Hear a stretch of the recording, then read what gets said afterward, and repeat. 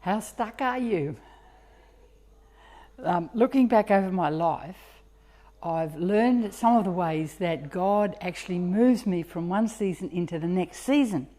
And sometimes it's actually been kicking and screaming all the way, skid marks all the way along, because none of us actually like to shift. Even those who say they like change can still find it a difficult thing to do, you know.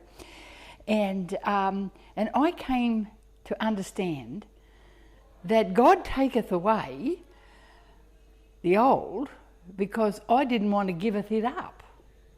And so sometimes he's had to actually shift me much more radically than I wanted to be to get me into that new place. We hold firmly onto the familiar because it's our safety and security. And sometimes the cloud moves and we don't. And we just want to stay in that same environment. Well, we can live that same season over and over and over again, and it's not because of the externals or the environment. It's because it's the processing of our heart that can't actually get to grips with the fact that there's something better on ahead, but it may cost us to get to that new place. And you know what? Peter was a bit like this. And Matthew, in chapter 16 of Matthew, Peter's there and Jesus is explaining to them that he's going to die. And it says, from that time on, Jesus began to explain to his disciples that he must go to Jerusalem and suffer many things at the hands of the elders and chief priests and teachers of the law, and that he must be killed, and that on the third day he would rise again. But Peter took him aside. Don't you love this? Peter goes, got a word for you. You know, like he took him aside to rebuke him. And he says, not so, Lord. Never, Lord. This will never happen to you. And Jesus turned and said to Peter, Peter, get thee behind me. You are a stumbling block to me because you don't have in mind the things of God, but you have in mind the things of men.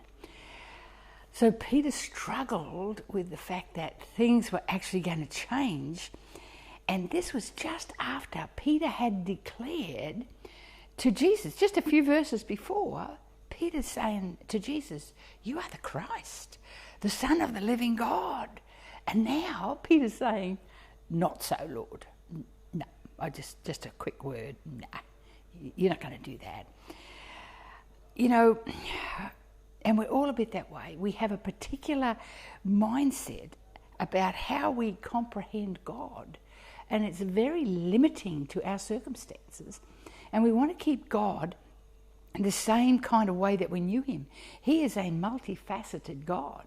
He changes not, but we will take all eternity to find out the amazing attributes of God.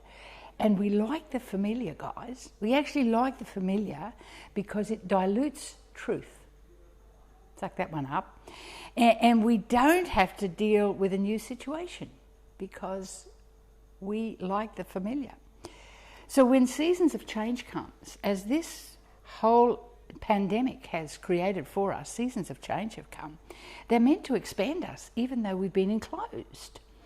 And I want to know how you're going. Did you actually feel any expansion? Because we grow in these times. I think of the old snake. He has to actually go through a change of skin to get into the next season. Because if he doesn't change his skin, he can't grow. Because he can only grow to the amount that skin will allow him to. So if he wants to grow, he has to actually slither out of the skin. And it's a very vulnerable time, and it's a pretty awkward time for the snake. Not that I've got a lot of sympathy for them. But it is a time when they are stuck in their current environment and cannot grow and will slowly wither away unless they change their skin. So how stuck are you? Are you willing to change your concept of God? Are you willing to expand what you think he might be saying to you? And can you handle change? This is time to ask the Lord to expand and change your heart. So knock yourself out.